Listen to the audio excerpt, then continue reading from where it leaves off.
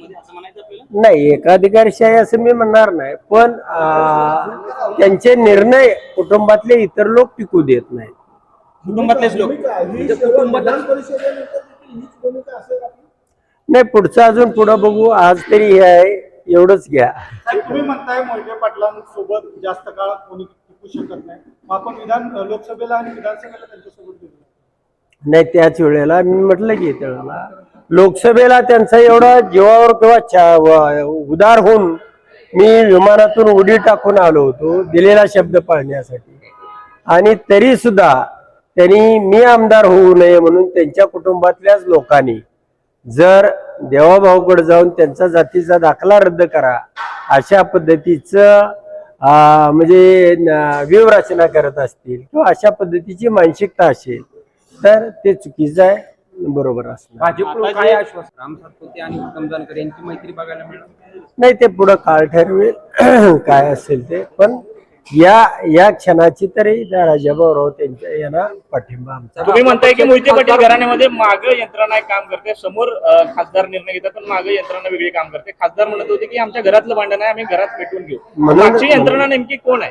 नाही, म्हणूनच अनेक सत्ता केंद्र आहेत आणि त्यामध्ये प्रत्येक वेळेला तसे खासदार त्यांची भूमिका बऱ्याच वेळेला रास्त राहते, पण त्यांचे निर्णय कुठलेच ठेवले जात नाहीत, बिघडवले जातात, फिरवले जातात आणि सातत्यानं या भूमिकेमुळं राजकारणामध्ये नुकसान होऊ लागलं, तालुक्यामध्ये नुकसान होऊ लागलं, जिल्ह्यामध्ये प्रचंड प्रमाणावरती नुकसान झालं.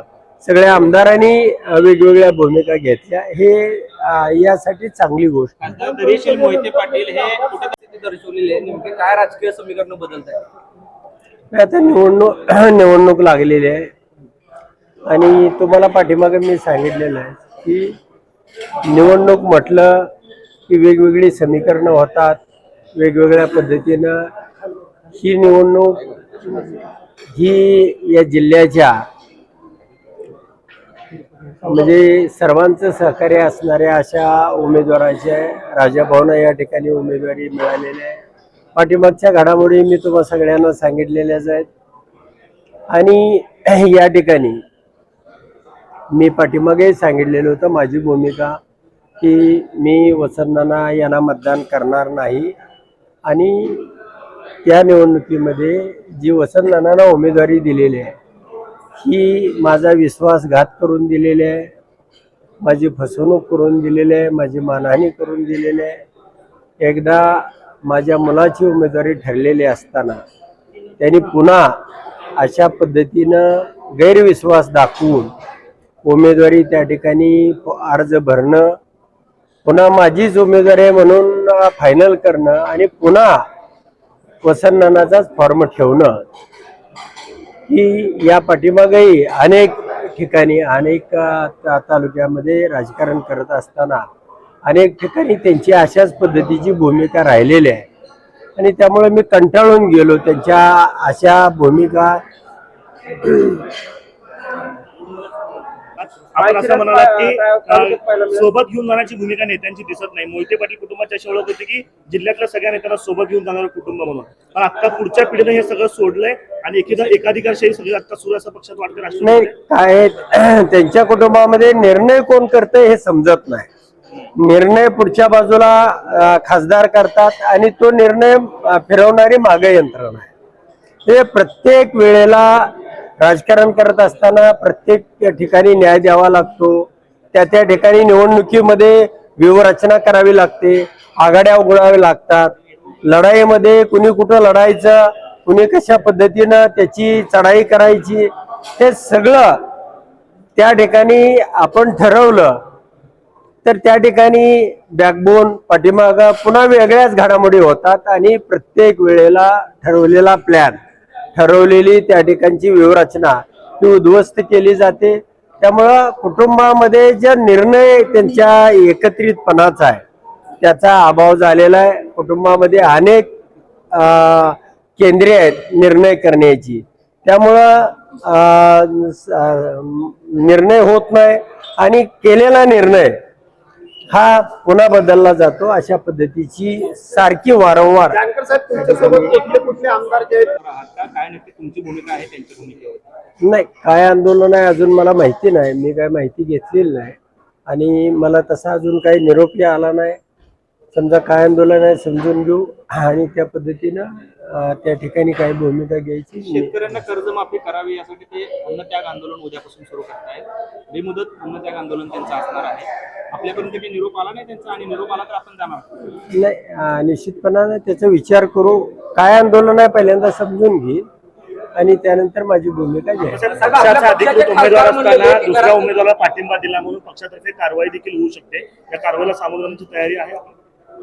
नाही, पक्षाने सुद्धा उमेदवारीच्या बाबतीत म्हणजे माझ्याच मुलाचं नाव फिक्स केलेलं होतं आणि ह्या सगळ्या ठरलेलं असताना त्यामध्ये तुम्हाला मगाशी जी सांगितलेलं सगळा तो इतिवृत्तांत आहे तो कारणीभूत झाला आणि त्याचे परिणाम हे या ठिकाणी झाले. त्यातले सगळेच राष्ट्रवादीचे आमदार होते, बाबासाहेब देशमुख होते, आम्ही सगळेच होतो आणि चार आमदार होते की 3 आमदार होते? हा खरे साहेब आता बघूया पुढं काय त्यांची चर्चा झाली असेल. आपण बहिष्काराची भूमिका घेतली होती, पण आता पुढे महायुतीच्या उमेदवाराला मतदान करण्याचं आव्हान असणार.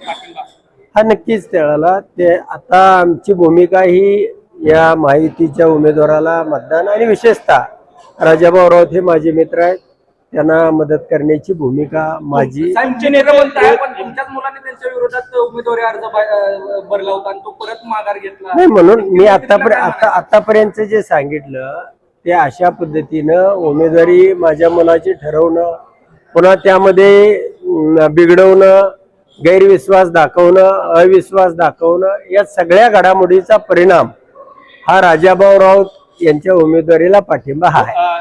जानकर साहेब, उद्या रोहितदादा पवारांचं आंदोलन दरसोड करणं, गैरविश्वास दाखवणं आणि सहकार्य म्हटल्यानंतर त्या ठिकाणी बरोबरीनं सर्वांनी चाललं. कारण हा जो काळ आहे महाविकास आघाडीचा तो अतिशय अडचणीचा काळ आहे आणि अशा काळामध्ये जे नेतृत्व करतात त्यांनी सर्वांना सामावून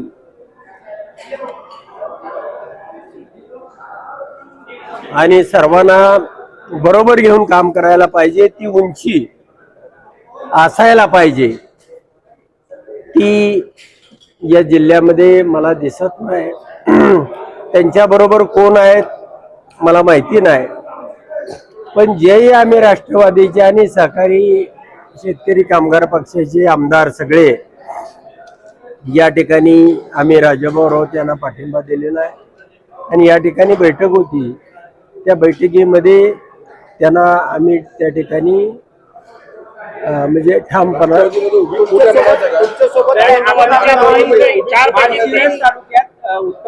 नाही, आता तो त्यांनी सुरू केलाय म्हणायला हरकत नाही, पण त्याची सुरुवात तर झालेली आहे की एखाद्या ह्याच्यामध्ये संकट काळामध्ये मी खासदार करताना तुम्ही सगळ्या मीडियानी, जिल्ह्यानी, राज्यानं माझी भूमिका पाहिलेली आहे आणि अशा पद्धतीची भूमिका घेऊन आम्ही त्या ठिकाणी उतरलेलो असताना त्या निवडणुकीमध्ये पुन्हा मी आमदार होऊ नये म्हणून यांनी वेगवेगळ्या क्लुप्त्या केल्या, वेगवेगळ्या प्रकारचे डावपेच केले, अनेक प्रकारच्या त्या ठिकाणी तुम्हाला या मीडियामध्ये सांगता अगदी देवाभाऊ पर्यंत सुद्धा जाऊन आले की यांचा जातीचा दाखला रद्द करा, असं करा, तसं करा.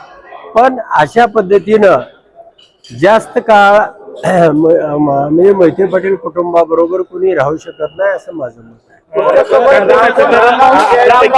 राम सातपुते आणि उत्तम जानकर यांची मैत्री बघायला मिळाली नाही, ते पुढं काळ ठरवेल काय असेल ते, पण या क्षणाची तरी त्या राजाभाऊ राऊत यांच्या यांना पाठिंबा आमचा. तुम्ही म्हणताय की मोहिते पाटील घराण्यामध्ये मागे यंत्रणा काम करते, समोर खासदार निर्णय घेतात पण मागे यंत्रणा वेगळी काम करते. खासदार म्हणत होते की आमच्या घरातलं भांडण आहे, आम्ही घरात मिटवून घेऊ. मागची यंत्रणा नेमकी कोण आहे?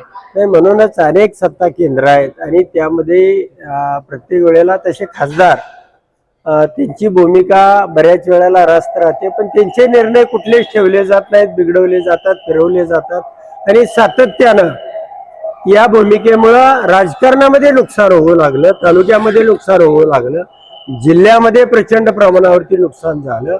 सगळ्या आमदारांनी वेगवेगळ्या भूमिका घेतल्या. हे यासाठी चांगली गोष्ट. खासदार धैर्यशील मोहिते पाटील हे कुठे